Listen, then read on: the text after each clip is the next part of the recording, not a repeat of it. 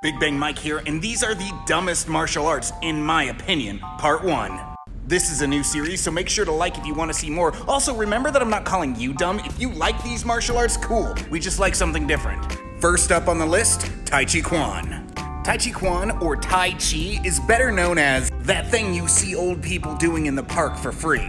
Let's face it, despite what some movies might try to have you believe, Tai Chi is barely a martial art. It's more art than martial. It's meditative. Its focus is on combining the yin and the yang, creating a oneness between the mind and the body, not on self-defense. So you're not gonna see it in any kind of UFC-style competition. Look how sexy that guy is. It's characterized by super slow, conscious movement and this pose a lot for some reason. But it does have faster styles like Yang, Wu, and Chen. Its low impact and mobility is why senior citizens tend to like it, which is probably why I'm going to do it when I look like this. Big Bang Michael Lasky here, and these are the dumbest martial arts, in my opinion, part 2. And look guys, if one of these are your favorite martial arts, we could agree to disagree. This isn't human rights. We can like different things. Alright, let's talk about Capoeira. This one kind of hurts my soul because I was really into Capoeira for a period of about 5 years in my early 20s. It was practically my identity. But let's be real, calling Capoeira martial arts is playing fast and loose with that phrase, martial art. It's a very social martial art, interpreted through dance in a group of people to loud music. Some have hypothesized that it was the origin of breakdancing as we know it today. But even as practiced contemporarily, it's a lot more dance than fighting. It contains very little, if any, punches. And because of this, very little blocks, preferring to instead evade. Capoeira is mainly practiced today for its cultural and historical significance, not for what it can do for you self-defense wise. But there has been some, albeit very few, MMA usages. Google it, it's pretty cool. Big Bang Mike here, back once again with the dumbest martial arts styles part 3. Chances are your favorite martial arts style is going to appear on this list, so don't hate me for it. Today, let's talk about Monkey Kung Fu, or just pretending to fight like an animal in general. Monkey Kung Fu, or Monkey Fist, attempts to emulate the dexterity and cunning of a monkey to a hilarious degree. It's considered a precursor to styles such as modern competition wushu, which isn't really my jam, but admittedly it's fun to watch. Its origins have been said to hail from the southern Shaolin Temple in China, and propagated by a man known as the Monkey King. This isn't him, it's just an old photo.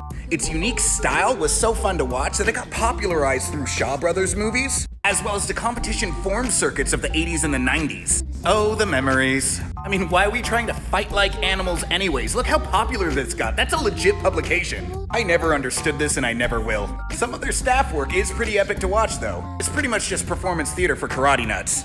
Big Bang Mike here, and these are the dumbest martial arts, in my opinion, part 4. I'm prepared for all the hate I'm gonna get. I'm prepared for all the hate I'm going to get. Let's talk about Brazilian Jiu Jitsu.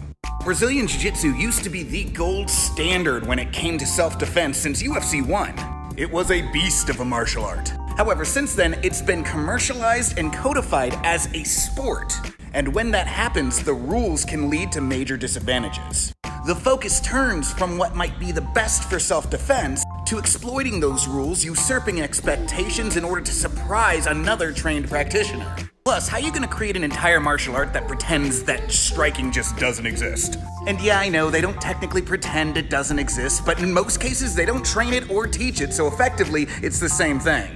Plus, a lot of the hype from the effectiveness of BJJ in its golden age came from the fact that most people didn't understand how dangerous you can be on the ground, which worked in the 90s. The climate is a little bit different today. Big Bang Mike here, and these are the dumbest martial arts styles, in my opinion, part 5. Now, if you get mad at me for this installation of the series but laughed at the other installments on this playlist, you might want to do some self-reflection before you comment. Because today we're talking about Krav Maga. Krav Maga was a martial art that was invented in about the early 1930s and taught to the Israeli military.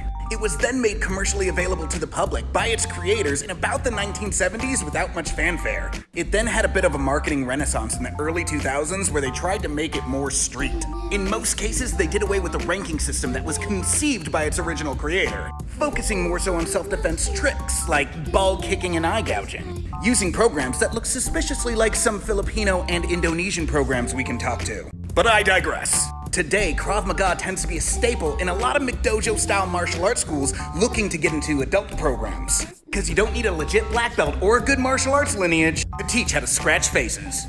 Big Bang Mike here, and these are the dumbest martial arts styles, in my opinion, part 6. Alright, so this is a martial arts style that's literally on like most people's list, but I'm gonna take a different approach to it, if that's okay. Aikido. Right, so you know Aikido as that thing Steven Seagal does, as well as just being the general bane of most internet martial artists. Primarily known as a throwing martial art, most people's general distaste with it comes from the appearance of their training partners just like chucking themselves onto the floor. But a lot of people don't understand that Aikido is mostly a stand-up grappling art that focuses on joint manipulation. It's historically documented. So in a lot of cases when you see people elaborately throwing themselves, they're doing so that their wrist doesn't get broken. But that fact alone does not a good martial arts make. A lot of their moves are instigated off of several pretty basic modes of attack. Attacks that some might consider pretty antiquated by today's standards. Randori drills feature one man being attacked one at a time in succession, which isn't how group fights work. Big Bang Mike here, these are the dumbest martial arts styles, in my opinion, part 7. This one's actually hard for me because I really love this martial arts style, it just sucks. So let's talk about Drunken Boxing. Drunken Boxing, or Drunken Fist, is mostly a historical martial art that was made famous through contemporary media, whether it be through movies or video games. But what most people don't know is that Drunken Boxing isn't in and of itself a martial art. Instead, it is a subset of larger kung fu styles. So as an example, one might be practicing Hung Gar Kung Fu and find that there are drunken boxing forms and moves littered within it. So if we can't even classify it as a style, can we really classify it as a good martial art? As fun as it is to watch, I'm inclined to say no. Look, we all love the idea of booze giving us a superpower, but most of their strikes use a flicking hand motion or just straight up hitting someone with a bent fist. Contrast that with the positions they put you in, probably not that valuable outside the movies. Big Bang Mike here once again, and these are the dumbest martial arts styles, in my opinion, part 8. This one's gonna be a little rough for me because it is a weapons-based martial arts and I don't want to get flagged for community guidelines. But let's give it a try and let's talk about Hema. The acronym Hema stands for Historical European Martial Arts.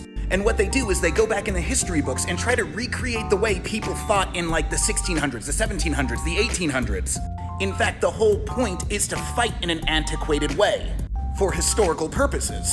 So you really can't tell me that this martial art is contemporarily useful. The whole point is that it's not. One cool thing that I really like that they do though is that they don protective gear and will practice full contact blunt steel sword fighting. I've actually competed in these competitions pretty far. Look at that guy, and they're way fun.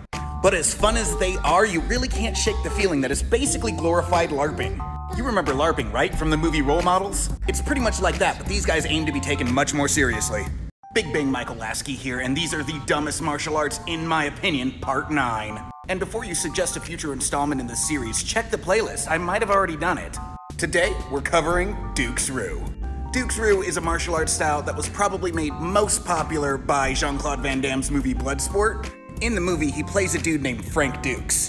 Amongst all the claims at the end of the movie, one of the things they say is that he created his own martial arts style known as Dukes Roo. Now, there's a lot of controversy over this guy and the validity of his claims, but there are a lot of videos online that you can look into that will explain that a lot better than I can here. So what about the martial arts style Dukes Roo Ninjitsu? Well, as we already explained in past video series, it is unlikely that the ninja, and as such ninjitsu, ever existed, which is gonna make it rough for the validity of this system right off the bat.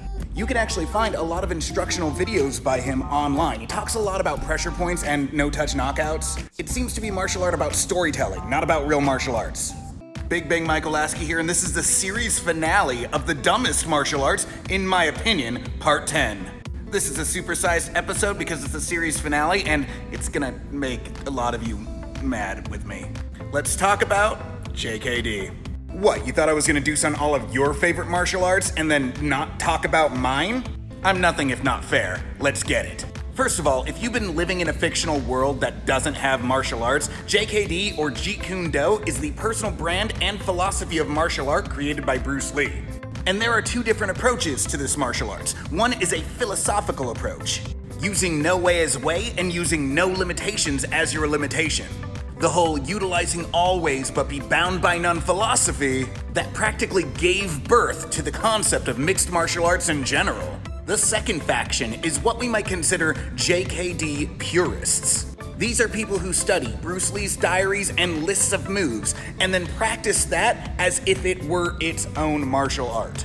There is no real way to get an instructorship in the philosophy of JKD. You just apply that philosophy to your general approach in martial arts. However, there are many resources where you can get instructorships in Bruce Lee's JKD, often called Jun Fun JKD, after his given Chinese name. I do have an instructorship in said martial arts, under a prestigious lineage. But look, here's the problem with that approach to martial arts in general. Bruce Lee unfortunately passed in like 1973, which means the martial arts climate he originally made his own personal brand of JKD was in the 60s, at best.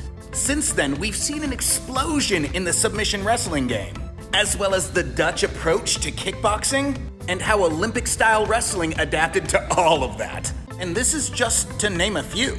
My point is, if you're practicing JKD in the exact same way that Bruce Lee practiced it, you might just be missing out on the Tao of Jeet Kune Do.